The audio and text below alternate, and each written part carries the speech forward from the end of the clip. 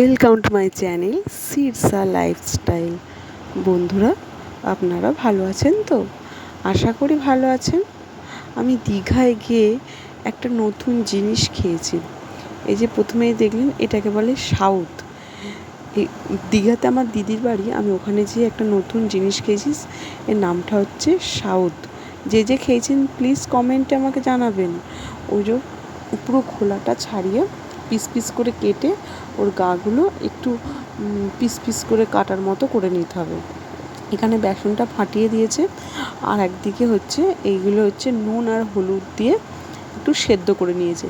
যারা নতুন করবেন একটু বেশি করে সেদ্ধ করে নেবেন, কারণ একটু শক্ত শক্ত যারা নতুন খাবেন তাদেরকে একদমই ভালো লাগবে না। সাদা তেল, এটা বেসনের মাধ্যমে, বেসনটা একটু ডুবিয়ে এই যে সাদা তেলের মাধ্যমে ভাজা হয়ে যাচ্ছে। দেখুন, হালকা জাল দিয়ে ভাজতে হবে। আর একটু এটাকে সামান্য একটু বেশি করে সেদ্ধ করলে জিনিসটা আরও সুন্দর খেতে লাগবে। আমি জীবনে ফার্স্ট টাইম এই জিনিসটার নাম শুনলাম আর খেলাম। আমাকে মোটামুটি ভালোই লাগলো।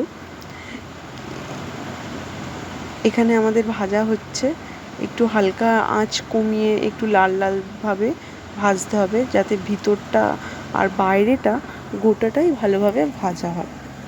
দেখুন, আমাদের অনেকগুলো ভাজা হয়ে গেছে। এটাও লাল লালভাবে ভাজা হয়ে গেছে, দেখতেই পাচ্ছেন। খুব সুন্দর দেখতে লাগছে।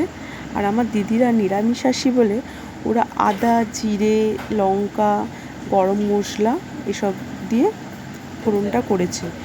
এটাকে আদা, রসুন, পেঁয়াজ দিয়েও খুব সুন্দর কষে, মাংসর মতো কষে দিলেও খুব সুন্দর লাগে খেতে বলে।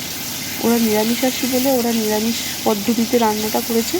এটাও ভালোই লাগছে। এখানে প্রথমে একটু ফোড়ন দিয়ে গরম মশলা, দারচিনি এসব দিয়ে টমেটোটাকে ভেজে মশলাটা দিয়ে একটু কষাতে দিয়েছে। কষিয়ে সামান্য নুন দিয়ে একটু মশলাটা কষিয়ে নিচ্ছে। কষিয়ে ভালো করে নেড়ে হালকা পুরো জল দেবে। জল দেওয়ার পর দেখুন হালকা জল দিয়েছে। জল দেওয়ার পর যখন ফুটবে, ফুটা মাত্রই ওইগুলো দিয়ে হালকা একটু ঢেকে রাখতে হবে। ওইগুলো একটাভাবে ছেড়ে দিচ্ছে, দেখুন।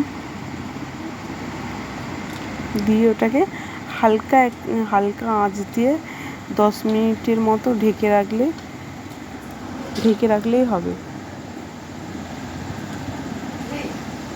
দেখুন কত সুন্দর মাখো ভাবে হয়ে গেছে তরকারিটা। ভালোই খেতে লাগছে। বাই।